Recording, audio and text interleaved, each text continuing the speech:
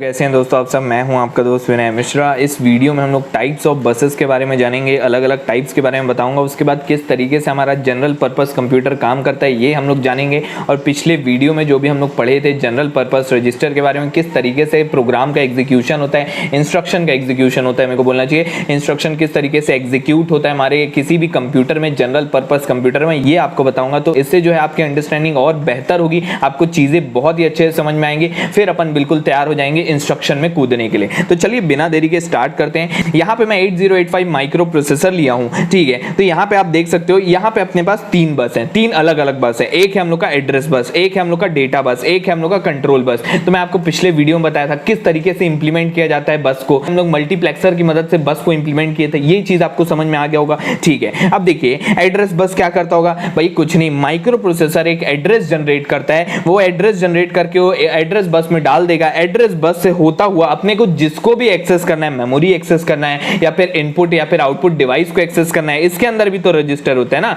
इसके अंदर भी रजिस्टर होता है, उनका भी कुछ ना कुछ एड्रेस होता है। तो जिसको भी मेरे को एक्सेस करना है, मैं क्या करूंगा, वहां पर से माइक्रो प्रोसेसर जनरेट किया एड्रेस और एड्रेस बस में डाल दिया और उसकी मदद से मैं क्या करूंगा, उसको एक्सेस कर दूंगा जिसको भी मेरे को एक्सेस करना होगा। तो आपको ये आइडिया समझ में आया। तो यहाँ पे काम क्या हो रहा है, यूनिडायरेक्शनल काम हो रहा है। माइक्रो प्रोसेसर ही जनरेट कर सकता है भैया एड्रेस, ये लोग थोड़ी ना करेंगे एड्रेस जनरेट, माइक्रो प्रोसेसर करेगा। तो यहां पर से अपन यहां पे आ सकते हैं, ये आप समझोगे, ठीक है। यहां पर से मैं इस तरीके से आ सकता हूं। ये एड्रेस बस जो है 8085 माइक्रो प्रोसेसर में 16 बिट का होता है, अलग अलग माइक्रो प्रोसेसर में अलग अलग बिट का होता है, ठीक है। इसमें ज्यादा अपने को जाने की जरूरत नहीं है, ठीक है। अपन जनरल काम बस समझ रहे हैं यहाँ पे बस का, ठीक है। उसके बाद फिर हम लोग बात करते हैं डेटा बस के बारे में। तो डेटा बस जैसा नाम है, यहाँ पे क्या आएगा, हम लोग का डेटा आएगा। अब भैया मेमोरी से भी मैं यहाँ पे डेटा भेज सकता हूँ और यहाँ पर से भी मैं डेटा भेज सकता हूँ, बिल्कुल भेज सकता हूँ, ठीक है भाई। इसलिए ये क्या है, बाय डायरेक्शनल है। मैं यहाँ पर से भी यहाँ पे डेटा भेज सकता हूं, इस तरीके से डेटा भेज सकता हूं और यहां पर से भी डेटा ले सकता हूं, इसीलिए ये क्या है, बाय डायरेक्शनल है। और ये भी क्या होता है, हम लोग का 16 बिट का होता है, ठीक है। आपको आइडिया समझ में आया। और तीसरा जो है एक कंट्रोल यूनिट है। मेरे माइक्रो प्रोसेसर के अंदर एक डेडिकेटेड हार्डवेयर है जिसको कंट्रोल यूनिट बोला जाता है। ये कंट्रोल यूनिट क्या करता है, कंट्रोल सिग्नल और टाइमिंग सिग्नल जनरेट करता है। जैसे लोड इंस्ट्रक्शन में आपको बताया था पिछले वाले वीडियो में, यहाँ पे लोड बिट होगा तो लोड बिट जैसे सेट हो जाता है तो अपन उसको एक्सेस करने लगते हैं, ठीक है। मेमोरी में यहाँ पे memory read memory write signal होता है। हम लोग को रीड मानना है वहां पे डेटा को, तो मेमोरी रीड एक्टिव हो जाएगा। राइट करना है तो मेमोरी राइट एक्टिव हो जाएगा। मेमोरी रीड हो गया, मेमोरी राइट हो गया, इंक्रीमेंट हो गया, आईएनसी हो गया, ठीक है। अलग अलग तरीके के यहाँ पे कंट्रोल एंड टाइमिंग सिग्नल्स होते हैं, ठीक है। तो ये कौन जनरेट करता है, अपना कंट्रोल यूनिट जनरेट करता है। इसके बारे में अभी और आपको समझ में आएगा। तो चलिए यहाँ पे अब हम लोग समझते हैं कि किस तरीके से आखिर हम लोग का ये कंप्यूटर काम करता है। इसको मैं थोड़ा जूम आउट कर देता हूँ ताकि आपको चीजें थोड़ी अच्छे से दिखें।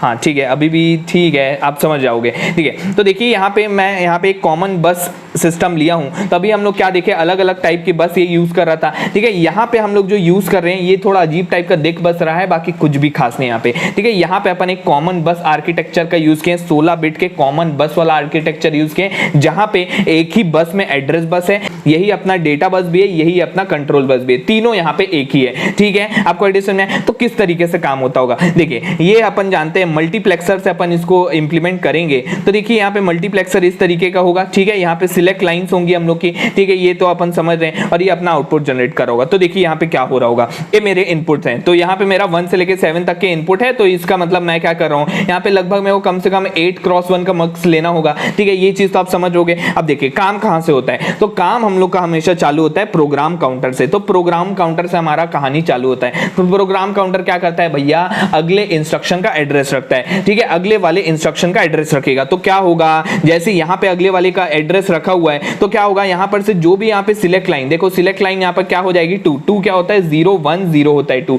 ठीक है। तो ये सिलेक्ट लाइन यहाँ पे गई, तो ये सिलेक्ट हो गया। ये क्या करेगा, प्रोग्राम काउंटर अपना जो एड्रेस है, जो भी अगले इंस्ट्रक्शन का एड्रेस है वो यहाँ पे डाल देगा, इस बस में डाल देगा। तो सारे के सारे रजिस्टर उस एड्रेस को ले सकते हैं, लेकिन कब ले सकते हैं, जब वहां पे उनका लोड क्या हो, एक्टिव हो। लेकिन यहाँ पे क्या है, अपने को किसको देना है, अपने को भैया उसको एड्रेस रजिस्टर में डालना है, ठीक है। तो क्या होगा उसके बाद ये मक्स में क्या सिलेक्ट हो जाएगा, अपना 001 सिलेक्ट हो जाएगा। तो ये जो है ये देखिए ये कनेक्टेड है हम लोग का, ये यहाँ पर से बस में गया, बस इससे कनेक्टेड है, ठीक है। ये बस से यहाँ पे ये क्या करेगा, एड्रेस रजिस्टर में हम लोग का एड्रेस चला गया, ठीक है, अगले इंस्ट्रक्शन का एड्रेस चला गया। उसके बाद फिर क्या होगा, उसके बाद सीधा हम लोग के मक्स में क्या सिलेक्ट होगा, 7 सिलेक्ट होगा। क्यों सिलेक्ट होगा 7? कि भैया अपने को अब किसको देना है, मेमोरी यूनिट को देना है। तो जब मैं इसको दूंगा तो ये पता लगाएगा कि भैया कहां पे मेरा डेटा प्रेजेंट है, उसको निकाल के मेमोरी यूनिट में ले जाएगा। आपको आइडिया समझ में आया? प्रोग्राम काउंटर से अपना कहां गया, बस में गया, एड्रेस रजिस्टर में गया, एड्रेस रजिस्टर से मेमोरी यूनिट में गया। तो इतना आपको आइडिया समझ में आया होगा। और ये लोड का मतलब क्या,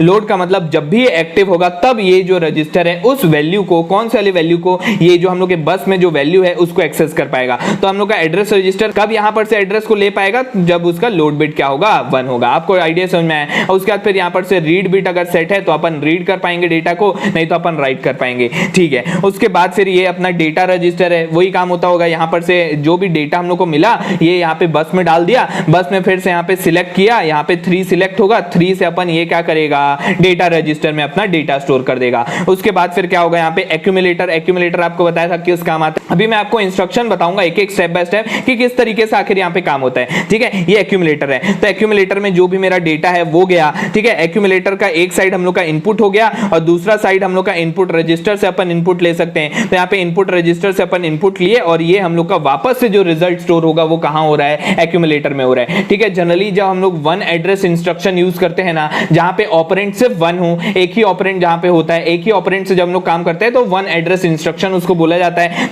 जो भी हम लोग का काम होता है एक्यूमुलेटर से ही होता है और जो हम लोग का रिजल्ट भी कहां स्टोर होता है, एक्यूमुलेटर में ही स्टोर होता है, ठीक है। उसके बाद फिर हम लोग का इंस्ट्रक्शन रजिस्टर है जो कि इंस्ट्रक्शन को रखता है, ये चीज अपन समझ गए हैं, ठीक है। इंस्ट्रक्शन वगैरह वहां पे जो भी इंस्ट्रक्शन होगा हम लोग एडिशन करा रहे हैं, सब्ट्रैक्शन करा रहे हैं, ये सारी चीजें होंगी यहाँ पे। उसके बाद टेम्पररी रजिस्टर में क्या होगा, टेम्पररी डेटा जाता है। अभी आपको समझ में आ जाएगा ना इन सब का काम क्या होता है। आउटपुट रजिस्टर में जो भी हम लोग को आउटपुट देना है उसको अगर स्टोर करवाना है, जैसे प्रिंटिंग वाला एक्शन में आपको बताया था, ठीक है। एक साथ तो बहुत सारा यहाँ पे प्रिंट करते जा रहे हैं लेकिन वो तुरंत नहीं कर पा रहा है। और उसके बाद फिर ये आउटपुट रजिस्टर आउटपुट को स्टोर करके रखेगा, ठीक है। ये सब कुछ कनेक्टेड है क्लॉक से। तो क्लॉक क्या बताएगा कि भैया हम लोग का जो भी काम हो रहा है वो सिंक्रोनाइज वे में हो रहा है कि नहीं हो रहा है, एक साथ हो रहा है कि नहीं हो रहा है, ठीक है। मैं जब चाहे किसी को भी एक्टिव कर सकता हूं, जब चाहे किसी को भी डीएक्टिव कर सकता हूं, ठीक है। इसके बारे में और धीरे धीरे आपको समझ में आएगा। अब यही चीज जो मैं आपको इस तरीके से बताया डायग्रामेटिकली, ये उतना क्लियर नहीं होता है, ठीक है। तो यहां पे मैं एक एग्जांपल लिया हूं, वन एड्रेस इंस्ट्रक्शन लिया हूं। वन एड्रेस इंस्ट्रक्शन की मदद से अपन यहां पे एक इंस्ट्रक्शन को एक एक स्टेप बाय स्टेप समझेंगे, जिससे हम लोग को एकदम अच्छे से समझ में आ जाए कि आखिर यहां पे काम कैसे होता होगा। तो जैसे यहां पे वन एड्रेस इंस्ट्रक्शन है, तो देखो यहां पे हर इंस्ट्रक्शन के बाद सिर्फ एक ही एड्रेस दिया गया, एक ही ऑपरेंड होगा, आपको हमेशा एक ही ऑपरेंड मिलेगा। हम लोग एक एक करके चर्चा करेंगे, 0 एड्रेस, 1 एड्रेस, 2 एड्रेस इंस्ट्रक्शन, इसके ऊपर घबराने वाली बात नहीं है, इसके ऊपर अपन चर्चा करेंगे। तो जैसे यहां पे इंस्ट्रक्शन लिखा है x = a + b * c + d, इस तरीके से लिखा है, तो कैसे काम होता होगा। तो सबसे पहले लिखा हुआ है लोड a, तो सबसे पहले जो भी हम लोग का a वाला डेटा है वो कहां जाके स्टोर हो गया, एक्यूमुलेटर में जाके स्टोर हो गया, ठीक है। उसके बाद फिर हम लोग का बोल रहा है ऐड b। मैं आपको बताया था एक जो हम लोग का इनपुट होता है वो कहां से आता है, एक्यूमुलेटर से आता है, और दूसरा जो है वो कहां से आएगा, और एक्यूमुलेटर के साथ यहां पे एडिशन परफॉर्म करवा दिया। जो भी कंटेंट है मेरा एक्यूमुलेटर में क्या पड़ा हुआ है, a पड़ा हुआ है, तो इसके साथ ऐड करवा के वापस से हम लोग का क्या आंसर कहां पे स्टोर हो जाएगा, एक्यूमुलेटर में स्टोर हो जाएगा, ठीक है। अब ये जो रिजल्ट है हम लोग का, ये असलियत में a + b आ चुका है। तो a + b कहीं पे मेरा घूम ना जाए, इसलिए मैं क्या किया, यहां पे टेम्पररी रजिस्टर में उसको स्टोर करवा दिया, ठीक है। ये जो भी वैल्यू है मेरा एक्यूमुलेटर का, इसको टेम्पररी रजिस्टर में स्टोर करा दिया। उसके बाद फिर लोड करा रहा हूं मैं c को, ठीक है। तो जब मैं लोड कराया यहां पे c को, एक्यूमुलेटर में यहां पे लोड करवा दिया c को, अगर मैं यहां पे टेम्पररी रजिस्टर में वैल्यू को नहीं डालता तो भाई ये तो चेंज हो जाता वैल्यू और मेरा a + b गायब हो जाता। तो अब आपको आइडिया समझ में आ गया होगा क्यों हम लोग टेम्पररी रजिस्टर का यूज करते हैं, ठीक है। उसके बाद फिर ऐड कर रहा हूं मैं d को, तो इसके साथ हम लोग का d भी ऐड हो जाएगा, ठीक है। मैं d को फेच करके लाया, इसके साथ ऐड कर दिया। उसके बाद फिर मैं क्या कर रहा हूं, मल्टीप्लाई कर रहा हूं टेम्पररी रजिस्टर में जो भी चीज पड़ा है। टेम्पररी रजिस्टर में क्या पड़ा है, a + b पड़ा है, इसको मैं मल्टीप्लिकेशन करवा दे रहा हूं किसके साथ, भैया एक ही ऑपरेंड लिखा है तो दूसरा वाला ऑपरेंड अपने को बाय डिफॉल्ट क्या मान के चलना है, एक्यूमुलेटर में जो भी चीज रखा है वो, ठीक है। तो यहाँ पे a + b के साथ यहाँ पे मल्टीप्लिकेशन हो जाएगा। एक्यूमुलेटर में क्या पड़ा हुआ है, c + d पड़ा हुआ है, a + b * c + d हुआ है, फिर से कहां जाके स्टोर हो गया, एक्यूमुलेटर में जाके स्टोर हो गया, जिसको अपन स्टोर मार दिए आउटपुट में। ठीक है, आपको आइडिया समझ में किस तरीके से यहाँ पे काम हो रहा होगा। अब मेरे हिसाब से आपको एकदम क्लियर हो गया होगा किस तरीके से ये बस आर्किटेक्चर काम करता है। टाइप्स ऑफ बस हम लोग यहाँ पे जान लिए और एक एक करके मैं आपको इंस्ट्रक्शन एकदम स्टेप बाय स्टेप आपको बता दिया। अपने को यहाँ पे बेसिक काफी कुछ समझ में आ गया होगा मेरे हिसाब से।